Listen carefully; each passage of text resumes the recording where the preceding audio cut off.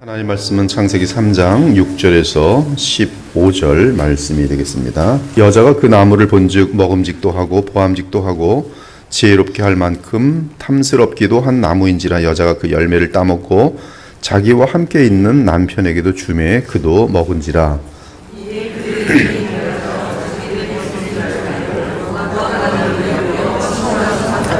그들이 그날 바람이 불 때 동산에 거니시는 여호와 하나님의 소리를 듣고 아담과 그의 아내가 여호와 하나님의 낯을 피하여 동산 나무 사이에 숨은지라.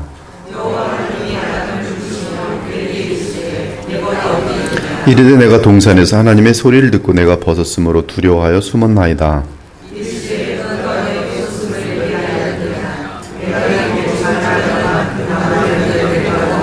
아담이 이르되 하나님이 주셔서 나와 함께 있게 하신 여자 그가 그 나무 열매를 내게 주므로 내가 먹었나이다.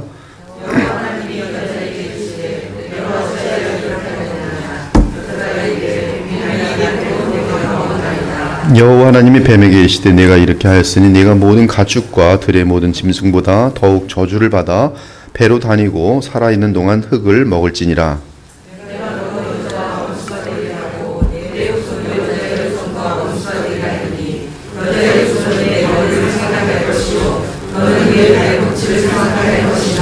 아멘. 본문은 인류의 조상인 아담과 하와가 하나님 앞에서 행위 언약을 무너뜨리는 장면입니다. 6절에서 여자가 그 열매를 따먹고 자기와 함께 있는 남편이라는 표현으로 한 것으로 볼 때에 아담이 하와와 함께 있는 것으로 사료됩니다. 자기와 함께 있는 남편, 여자가 그 열매를 따먹고 자기와 함께 있는 남편, 이 표현을 볼 때는 아담이 하와와 함께 있는 것으로 여겨집니다. 즉 하와가 선악을 알게 하는 나무의 열매를 따먹을 때 아담이 그녀의 곁에 있었기에 이 사실을 전혀 모르고 있었던 것이 아닙니다. 이러보건대 아담은 하와가 하나님과의 언약을 어기고 선악을 알게 하는 나무의 열매를 먹는 것에 대해 의도적으로 방치한 것이고, 이는 아담 역시 혹시 하나님이 되는 것은 아닐까 하는 헛된 욕망을 가졌던 것이, 그러기에 아내가 그 열매를 따먹고 줄 때 아무런 언쟁이나 책망 없이 그 열매를 받아 먹었던 것입니다. 즉 이미 마음으로는 아무런 저지가 없었기 때문에 동의한 것으로 여겨지는 것이죠. 즉 인류의 대표자였던 아담은 처음부터 하나님의 언약을 어기는 사건에 있어서 분명한 책임이 있었던 것입니다. 물론 하와는 남편보다 앞서서는 안 되었습니다. 하와는 그 열매를 따먹기 전에 그녀의 머리인 남편의 허락을 받았어야 합니다. 사실 마귀는 아담에게 직접 다가가 미혹할 경우 아담이 그 미혹을 이기면 그는 영원히 패배하는 것이 됩니다. 그러기에 마귀는 아담에게 직접 다가가기보다 피조물인 뱀에게 많은 애착을 가지고 있는 하와에게 접근하여 미혹하였어요. 지금 시대는 뱀이 아니라 그 당시는 뱀이 너무나 아름다웠습니다. 부패하기 전에는. 지금은 애완동물들을 여자들이 너무 좋아하는데 거의 대부분이 남편보다 더 좋아하죠. 심지어 어떤 어리석은 여자들은 자녀들보다 더 좋아합니다. 이런 것들이 지금 마귀에게 넘어갈 수 있는 그러한 틈새를 주는 것이죠. 지금도 마찬가지예요.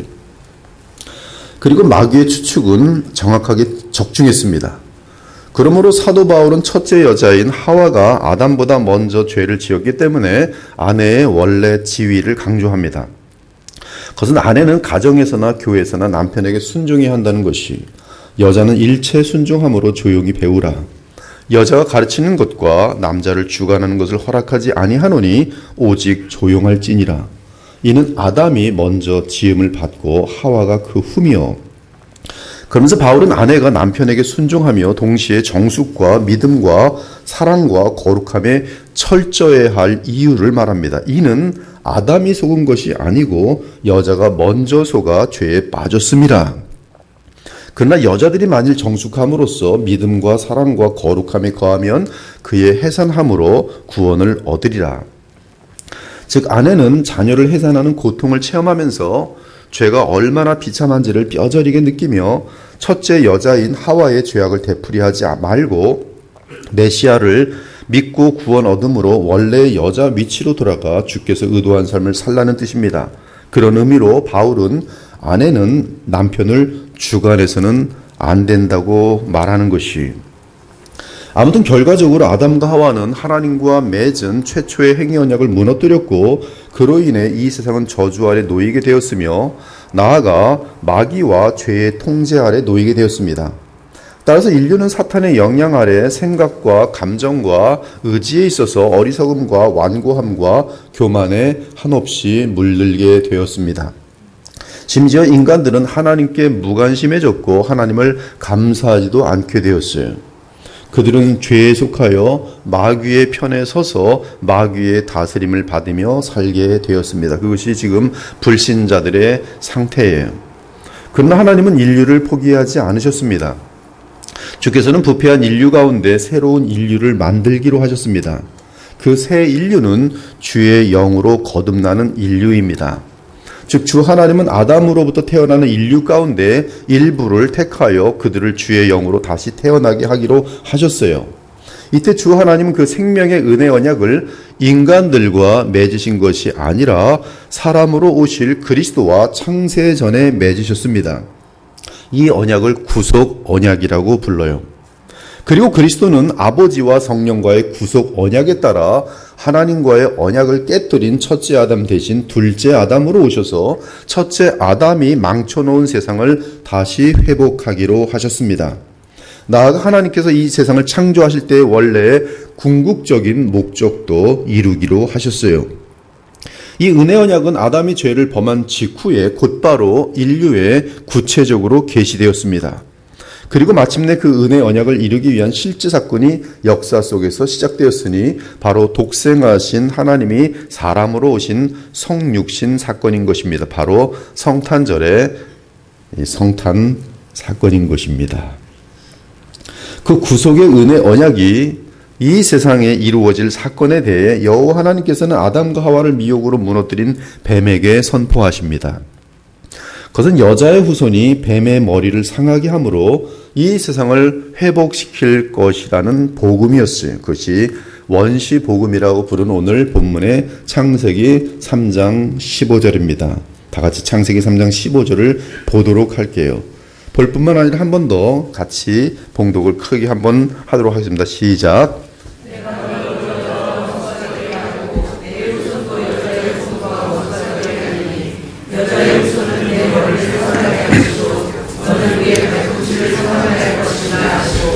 여기서 개역개정이 상하게 한다라고 번역한 히브리어 원어 슈프의 의미를 바로 알기 위해서는 누가 무엇을 상하게 하느냐는 문맥이 매우 중요합니다. 즉 여자의 후손은 그의 발로 뱀의 머리를 상하게 할 것이고 뱀은 여자의 후손의 발꿈치를 물어 상하게 할 것입니다.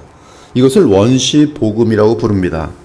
즉 하나님의 아들 예수께서는 첫째 아담이 무너뜨린 언약의 결과를 회복하는 과정에서 마귀로부터 그의 발꿈치를 물릴 것이지만 오히려 주 예수께서는 그의 발로 마귀의 머리를 짓밟아 그놈을 무력하게 만드실 것이, 이 원시 복음의 주인공에 대한 예언은 여자의 후손이라고 되어 있는데 그 예언은 이사야 선자에 의해 또다시 재확인됩니다.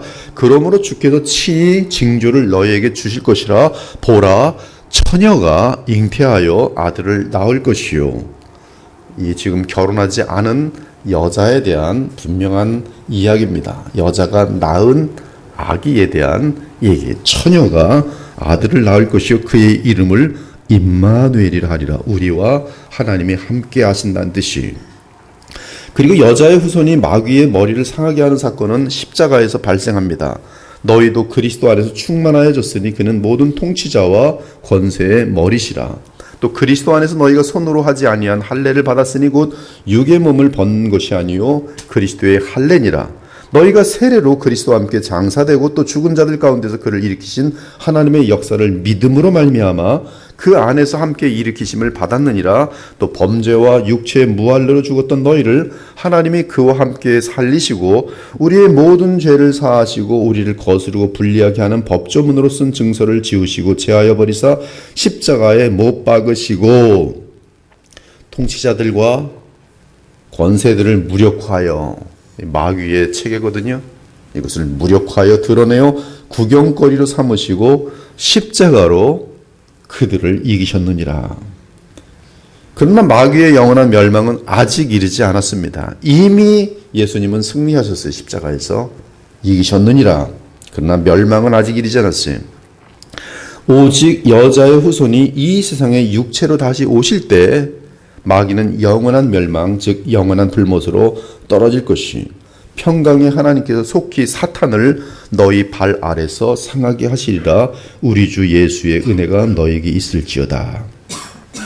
이처럼 이 원시복음은 크게 세 사건으로 성취되는데, 하나는 성육신이고 다른 하나는 십자가 사건이며 마지막 사건은 주의 재림입니다.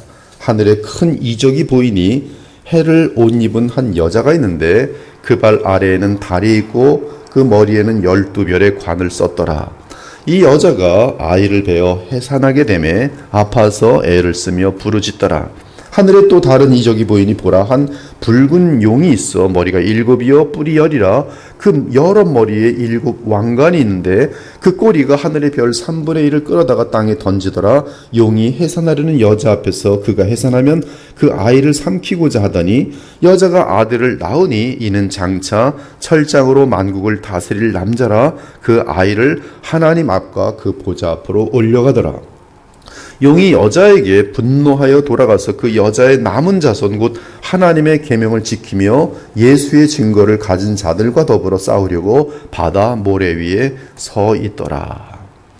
그들이 지면에 널리 퍼져 성도들의 진과 사랑하는 성을 두름에 하늘에서 불이 내려와 그들을 태워버리고 또 그들을 미혹하는 마귀가 불과 유황못에 던져지니 거기는 그 짐승과 거짓 선자도 있어 세세토록 밤낮 괴로움을 받으리라.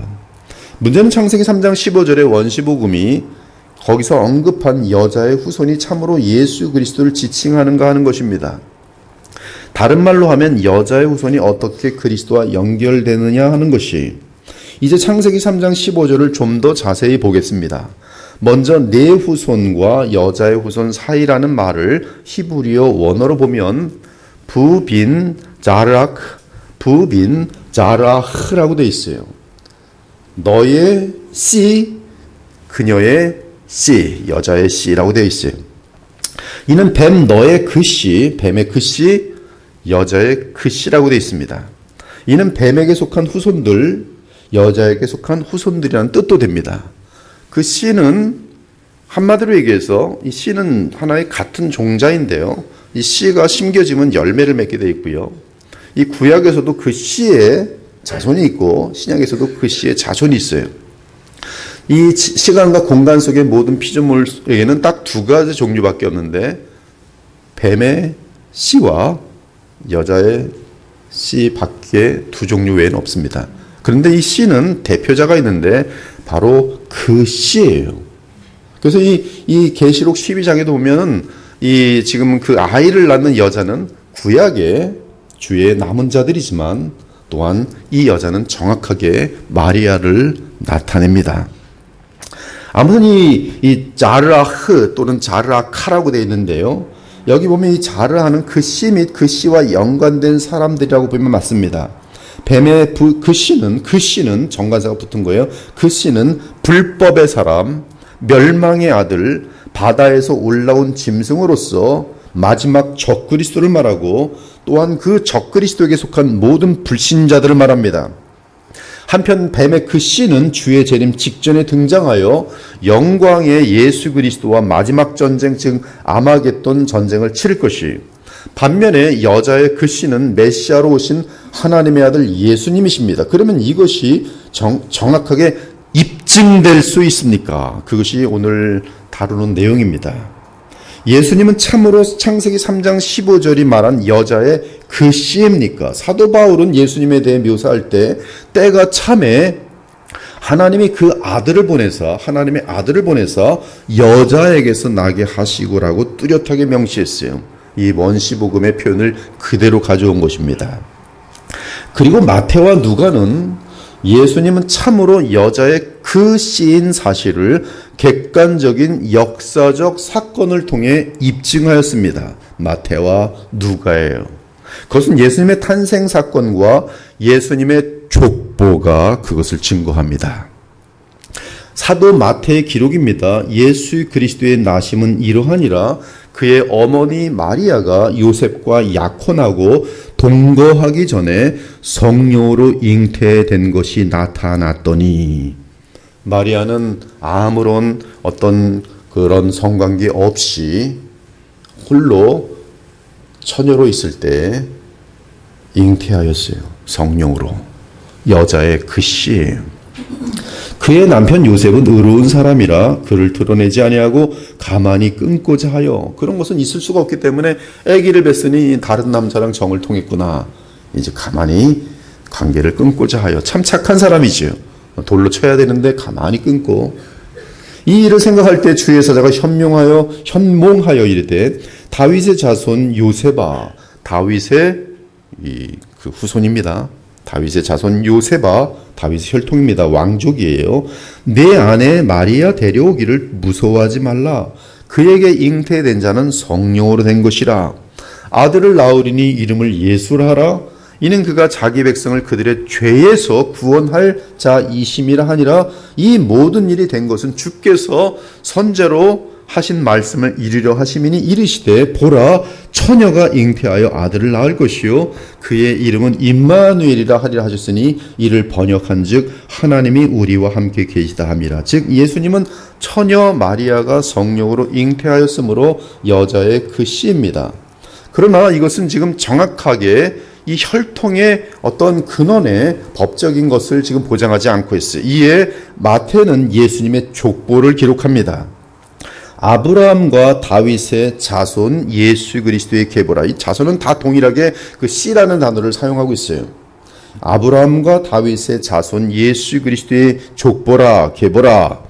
아브라함이 이삭을 낳고, 이삭은 야곱을 낳고, 야곱은 유다와 그의 형제들을 낳고, 유다는 다말에게서 베레스와 세라를 낳고, 베레스는 헤스론을 낳고, 헤스론은 람을 낳고, 람은 아미나답을 낳고, 아미나답은 나손을 낳고, 나손은 살몬을 낳고, 살몬은 라합에게서 보아스를 낳고, 보아스는 룻에게서 오벳을 낳고, 오벳은 이새를 낳고, 이새는 다윗 왕을 낳으니라. 다윗은 우리아의 아내에게서 솔로몬을 낳고 마탄을 낳고, 마탄은 야곱을 낳고, 야곱은 마리아의 남편 요셉을 낳았으니, 놀랍게도 표현은 마리아에게서 그리스도라 칭하는 예수가 나시니라. 정확하게 요셉에게서 나셨다고 하지 않고 그리스도는 마리아에게서 나셨도다. 마태의 기록입니다. 근데 이때 보면은 이 마리아의 남편 요셉의 아버지는 야곱이에요. 정확하게 기록되어 있습니다. 다윗의 혈통입니다. 이 요셉의 아버지, 즉 예수님의 법적인 아버지는 요셉인데, 예수님을 직접 혈통적으로 낳은 분은 마리아고요. 성령으로 낳았어요. 근데 법적으로는 요셉인데, 요셉의 아버지는 야곱이에요.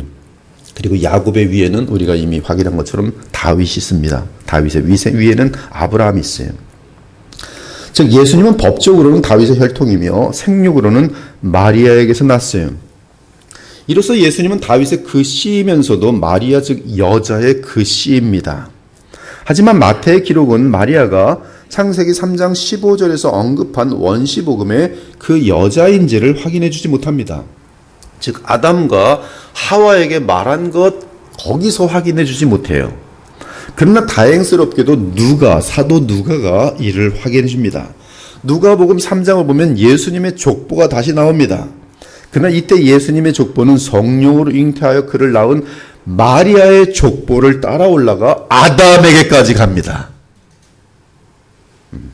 그러므로 아담과 하와에게 받았던 창세기 3장 15절하고 맞물려 버려요. 그것이 누가복음 3장에 있는 예수님의 족보입니다. 백성이 다 세례를 받을새 예수도 세례를 받으시고 기도하실 때 하늘이 열리며 성령이 비둘기 같은 형체로 그의 위에 강림하시더니 하늘로부터 소리가 나기를 너는 내 사랑하는 아들이라 내가 너를 기뻐하노라 하시니라. 예수는 사람들이 아는 대로 법적으로 모르잖아요. 지금 성경으로 한 건 모르잖아요. 얘기하기 전까지는 복음인데 그냥 사람들이 아는 대로 요셉의 아들이니, 그리고 족보가 나옵니다. 요셉의 위는 누굽니까? 야곱이어야 되죠. 정말 야곱이거든요. 근데 여기는 누구라고 했냐면 누가복음에는 요셉의 위에는 헬리오, 헬리의 위에는 맏다시오. 즉 요셉의 위는 야곱이어야 되는데 헬리라고 얘기해요. 헬리는 누굽니까? 법적인 아버지일 수밖에 없어요. 누굽니까? 마리아의 아버지, 장인어르신이. 이 유대교의 배경에서는 장인도 아버지로 연결되어집니다. 헬리. 즉 마리아의 아버지가 헬리로서 그 위는 맏다시요, 그 위는 다윗이요, 한참 올라갑니다. 그 위는 이세요, 또 올라갑니다. 그 위는 아브라함이요, 그 위는 노아요, 그 위는 레멕이요, 또 계속 올라갑니다. 그 위는 에노스요, 그 위는 셋이요, 그 위는 아담이요, 그 위는 하나님이시니라.